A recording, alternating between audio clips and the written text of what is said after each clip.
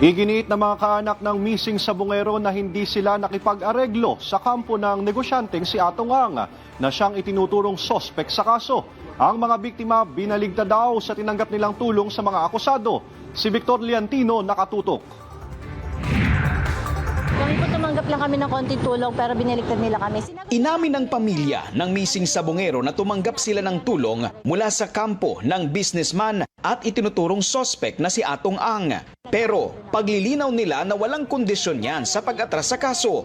Ito rin ang gustong linawin ng kanilang grupo sa pagsumite ng counter affidavit sa Department of Justice. Pinabulaanan nila ang reklamong obstruction of justice na inihain ng kabilang kampo na pinangungunahan ni Dayan Loyola.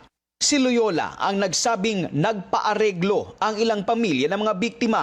Pero ayon kay Eloy sa Bohol, ang grupo umano ni Loyola ang nagpasimuno ng negosasyon. Iginiit ng grupo ni Bohol sa kanilang sinumpaang salaysay na walang katotohanan ang aligasyong nasa payroll sila o tumanggap ng bayad mula sa kampo ni Atong Ang. Aniya, wala silang balak isuko ang laban para sa mga kaanak nilang nawawala. Hindi po kami matras sa kaso. Wala po pong nangyayaring hearing kasi po yung kaso namin yung Santa Cruz nilipat pa po sa Quezon City kaya wala pa pong hearing na nangyayari. Tuloy pa rin po yung laban ng kaso namin.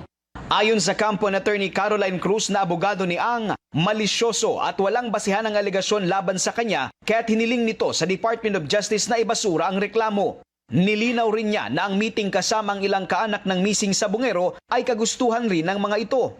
Una nang itinanggi ni Atong ang negosyasyon sa pamilya ng missing sabungero.